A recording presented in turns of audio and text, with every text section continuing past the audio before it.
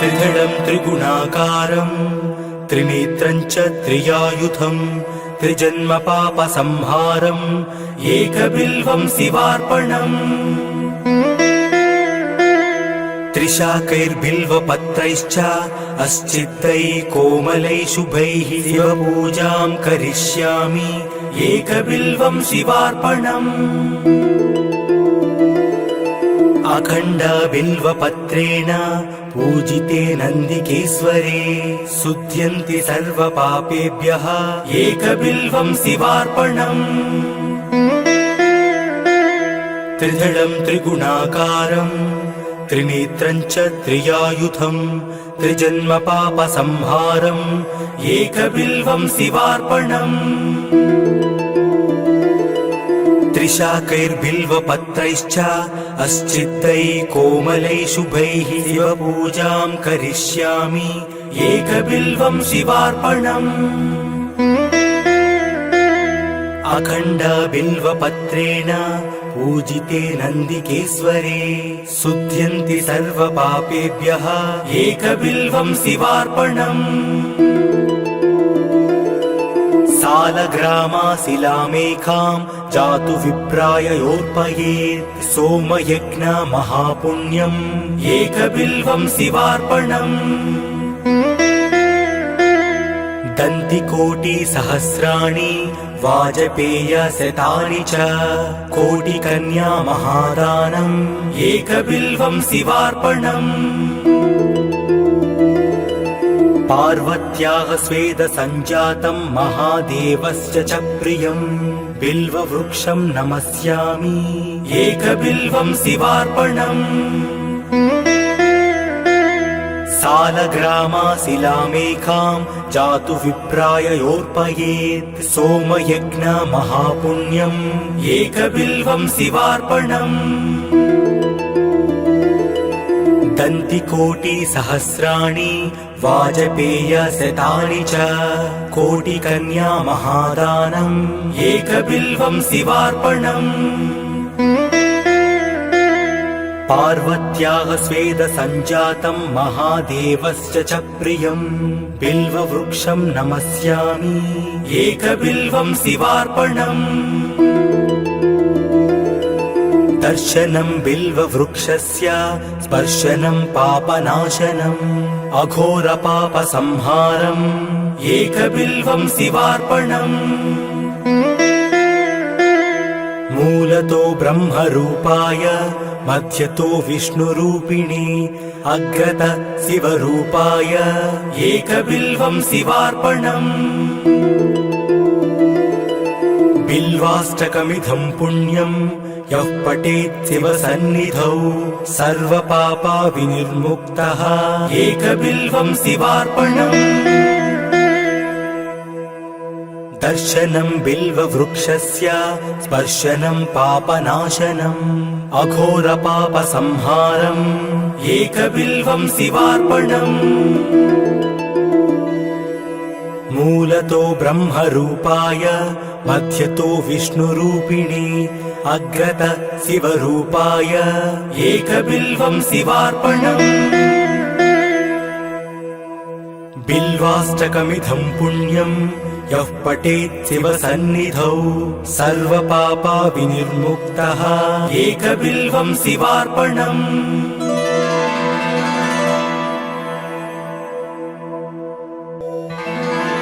त्रिधडं त्रिगुणाकारं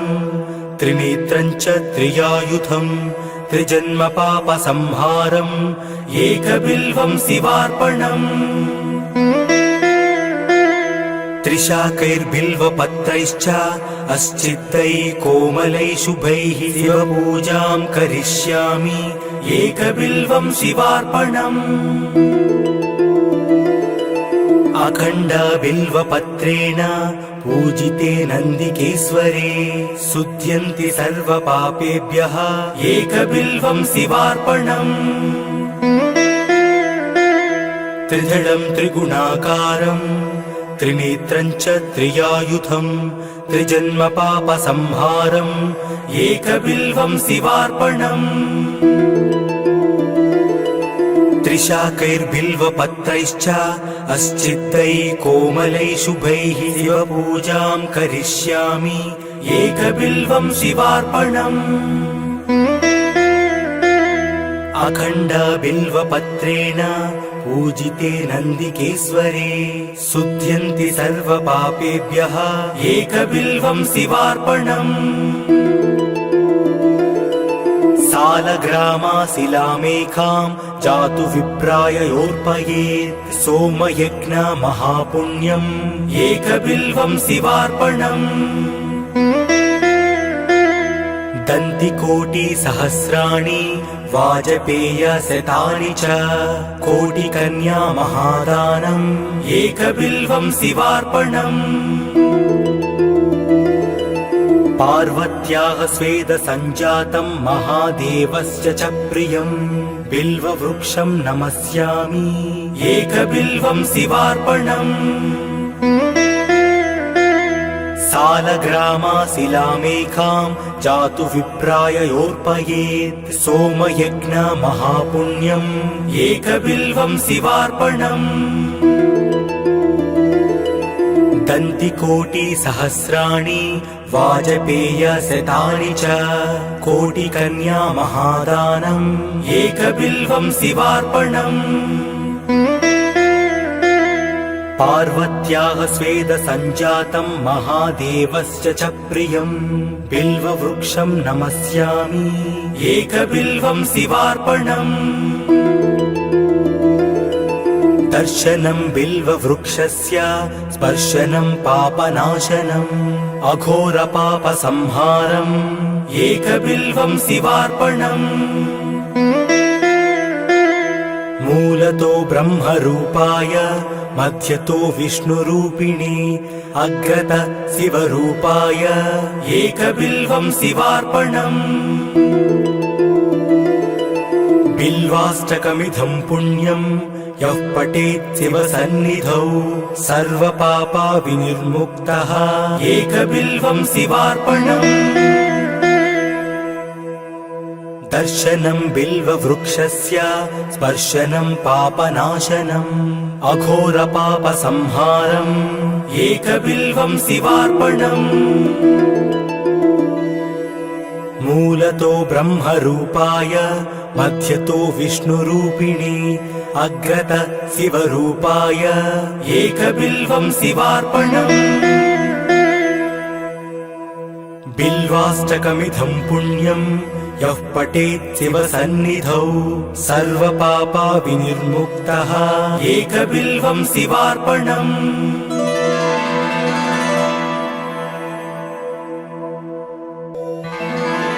त्रिदलं त्रिगुणाकारम् त्रिनेत्रं च त्रियायुधम् त्रिजन्मपापसंहारम् एकबिल्वं शिवार्पणम् त्रिशाकैर्बिल्वपत्रैश्च अस्चित्तैः कोमलैः शुभैः शिवपूजां करिष्यामि एकबिल्वं शिवार्पणम् अखण्डबिल्वपत्रेण पूजिते नन्दिकेश्वरे शुध्यन्ति सर्वपापेभ्यः एकबिल्वं शिवार्पणम् त्रिदलं त्रिगुणाकारम् त्रिनेत्रं च त्रियायुधम् त्रिजन्मपापसंहारम् एकबिल्वं शिवार्पणम् त्रिशाकैर्बिल्वपत्रैश्च अस्चित्तैः कोमलैः शुभैः शिवपूजां करिष्यामि एकबिल्वं शिवार्पणम् अखण्डबिल्वपत्रेण पूजिते नन्दिकेश्वरे शुध्यन्ति सर्वपापेभ्यः एकबिल्वं शिवार्पणम्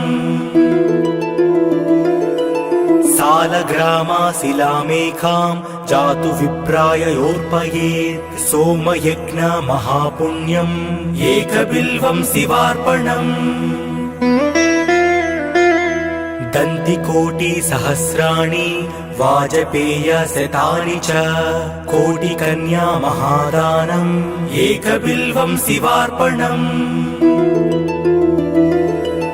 पार्वत्याः स्वेदसञ्जातं महादेवस्य च प्रियं बिल्ववृक्षं नमस्यामि एकबिल्वं शिवार्पणम् सालग्रामाशिलामेकां जातु विप्राय योर्पयेत् सोमयज्ञ महापुण्यम् एकबिल्वं शिवार्पणम् दन्तिकोटिसहस्राणि वाजपेयशतानि च कोटिकन्या महादानम् एकबिल्वं शिवार्पणम् पार्वत्याः स्वेदसञ्जातं महादेवस्य च प्रियं बिल्ववृक्षं नमस्यामि एकबिल्वं शिवार्पणम् दर्शनं बिल्ववृक्षस्य स्पर्शनं पापनाशनम् अघोरपापसंहारम् एकबिल्वं शिवार्पणम् मूलतो ब्रह्मरूपाय मध्यतो विष्णुरूपिणे अग्रत शिवरूपाय एकबिल्वं शिवार्पणम् बिल्वाष्टकमिदं पुण्यं यः पठेत् शिवसन्निधौ सर्वपापविनिर्मुक्तः एकबिल्वं शिवार्पणम् दर्शनं बिल्ववृक्षस्य स्पर्शनं पापनाशनम् अघोरपापसंहारम् एकबिल्वं शिवार्पणम् मूलतो ब्रह्मरूपाय मध्यतो विष्णुरूपिणे अग्रत शिवरूपाय एकबिल्वं शिवार्पणम् बिल्वाष्टकमिदं पुण्यं यः पठेत् शिवसन्निधौ सर्वपापविनिर्मुक्तः एकबिल्वं शिवार्पणम्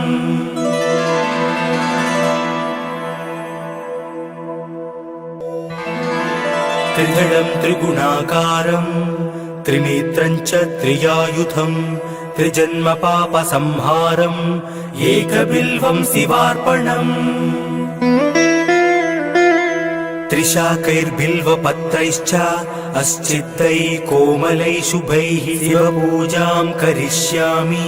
एकबिल्वं शिवार्पणम् अखण्डबिल्वपत्रेण पूजिते नन्दिकेश्वरे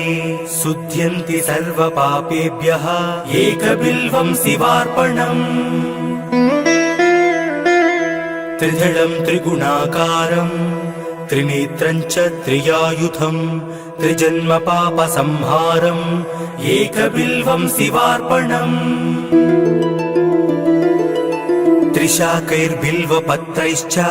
अस्चित्तैः कोमलैः शुभैः शिवपूजां करिष्यामि एकबिल्वं शिवार्पणम् अखण्डबिल्वपत्रेण पूजिते नन्दिकेश्वरे शुध्यन्ति सर्वपापेभ्यः एकबिल्वं शिवार्पणम् सालग्रामाशिलामेकां जातु विप्राय योर्पयेत् सोमयज्ञ महापुण्यम् एकबिल्वं शिवार्पणम् दन्तिकोटिसहस्राणि वाजपेयशतानि च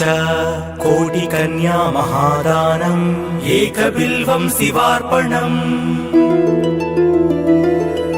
पार्वत्याः स्वेदसञ्जातं महादेवस्य च प्रियं बिल्ववृक्षं नमस्यामि एकबिल्वं शिवार्पणम्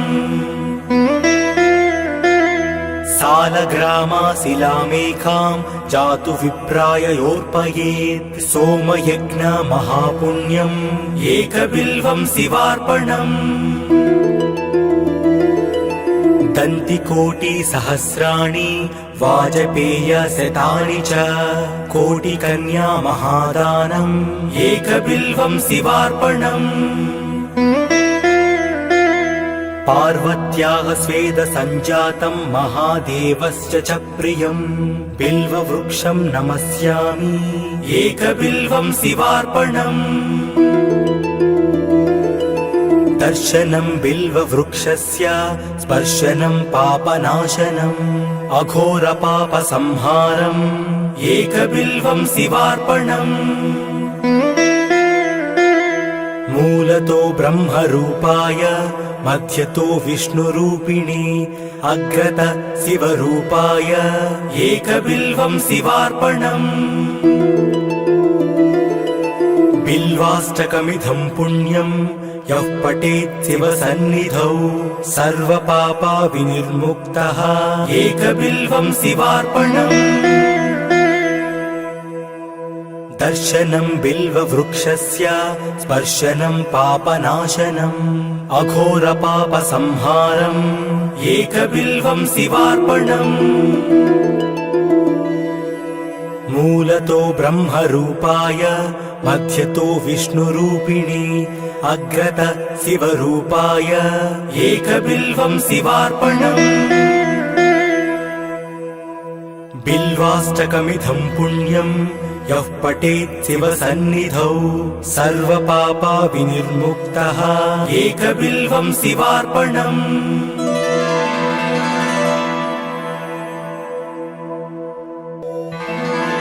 त्रिदलं त्रिगुणाकारं त्रिनेत्रं च त्रियायुधं त्रिजन्मपापसंहारम् एकबिल्वं शिवार्पणम् त्रिशाकैर्बिल्वपत्रैश्च अस्चिद्दैः कोमलैः शुभैः शिवपूजां करिष्यामि एकबिल्वं शिवार्पणम् अखण्डबिल्वपत्रेण पूजिते नन्दिकेश्वरे शुध्यन्ति सर्वपापेभ्यः एकबिल्वं शिवार्पणम् त्रिदलं त्रिगुणाकारं त्रिनेत्रं च त्रियायुधं त्रिजन्मपापसंहारम् एकबिल्वं शिवार्पणम् त्रिशाकैर्बिल्वपत्रैश्च अस्चिद्दैः कोमलैः शुभैः शिवपूजां करिष्यामि एकबिल्वं शिवार्पणम् अखण्डबिल्वपत्रेण पूजिते नन्दिकेश्वरे शुध्यन्ति सर्वपापेभ्यः एकबिल्वं शिवार्पणम् सालग्रामाशिलामेकां जातु विप्राय योर्पयेत् सोमयज्ञ महापुण्यम्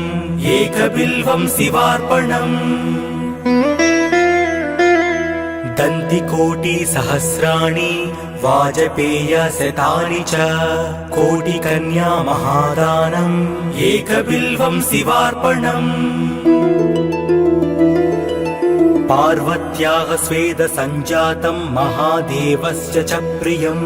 बिल्ववृक्षं नमस्यामि एकबिल्वं शिवार्पणम् सालग्रामाशिलामेकां जातु विप्राय योर्पयेत् सोमयज्ञ महापुण्यम् एकबिल्वं शिवार्पणम् दन्तिकोटिसहस्राणि वाजपेयशतानि च कोटिकन्या महादानम् एकबिल्वं शिवार्पणम् पार्वत्याः स्वेदसञ्जातं महादेवस्य च प्रियं बिल्ववृक्षं नमस्यामि एकबिल्वं शिवार्पणम् दर्शनं बिल्ववृक्षस्य स्पर्शनं पापनाशनम् अघोरपापसंहारम् एकबिल्वं शिवार्पणम् मूलतो ब्रह्मरूपाय मध्यतो विष्णुरूपिणी अग्रत शिवरूपाय एकबिल्वं शिवार्पणम् बिल्वाष्टकमिदं पुण्यं यः पठेत् शिवसन्निधौ सर्वपापा विनिर्मुक्तः एकबिल्वं शिवार्पणम् दर्शनं बिल्ववृक्षस्य स्पर्शनं पापनाशनम् अघोरपापसंहारम् एकबिल्वं शिवार्पणम् मूलतो ब्रह्मरूपाय मध्यतो विष्णुरूपिणी अग्रत शिवरूपाय एकबिल्वं शिवार्पणम् बिल्वाष्टकमिदं पुण्यं यः पठेत् शिवसन्निधौ सर्वपापा विनिर्मुक्तः एकबिल्वं शिवार्पणम्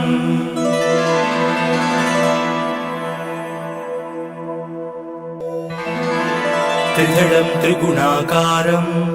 त्रिनेत्रं च त्रियायुधं त्रिजन्मपापसंहारम् एकबिल्वं शिवार्पणम् त्रिशाकैर्बिल्वपत्रैश्च अस्चित्तैः कोमलैः शुभैः शिवपूजां करिष्यामि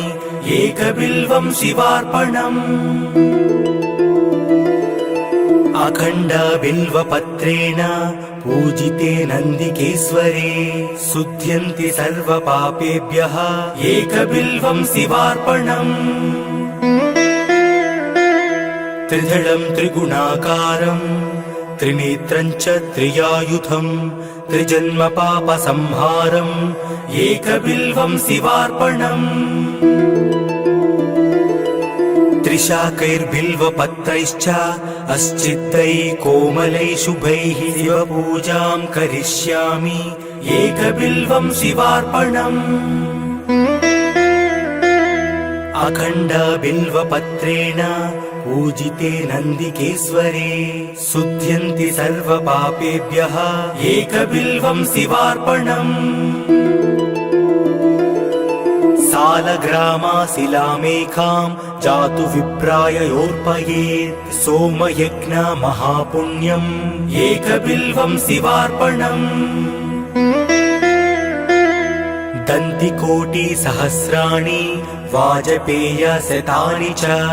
कोटिकन्या महादानम् एकबिल्वं शिवार्पणम् पार्वत्याः स्वेदसञ्जातं महादेवस्य च प्रियं बिल्ववृक्षं नमस्यामि एकबिल्वं शिवार्पणम् सालग्रामाशिलामेकां जातु विप्राय योर्पयेत् सोमयज्ञ महापुण्यम् एकबिल्वं शिवार्पणम् दन्तिकोटिसहस्राणि वाजपेयशतानि च कोटिकन्या महादानम् एकबिल्वं शिवार्पणम् पार्वत्याः स्वेदसञ्जातं महादेवस्य च प्रियं बिल्ववृक्षं नमस्यामि एकबिल्वं शिवार्पणम् दर्शनं बिल्ववृक्षस्य स्पर्शनं पापनाशनम् अघोरपापसंहारम् एकबिल्वं शिवार्पणम् मूलतो ब्रह्मरूपाय मध्यतो विष्णुरूपिणी अग्रत शिवरूपाय एकबिल्वं शिवार्पणम् बिल्वाष्टकमिदं पुण्यं यः पठेत् शिवसन्निधौ सर्वपापा विनिर्मुक्तः एकबिल्वं शिवार्पणम् दर्शनं बिल्ववृक्षस्य स्पर्शनं पापनाशनम् अघोरपापसंहारम् एकबिल्वं शिवार्पणम् मूलतो ब्रह्मरूपाय मध्यतो विष्णुरूपिणी अग्रत शिवरूपाय एकबिल्वं शिवार्पणम् बिल्वाष्टकमिदं पुण्यं यः पठेत् शिवसन्निधौ सर्वपापा विनिर्मुक्तः एकबिल्वं शिवार्पणम्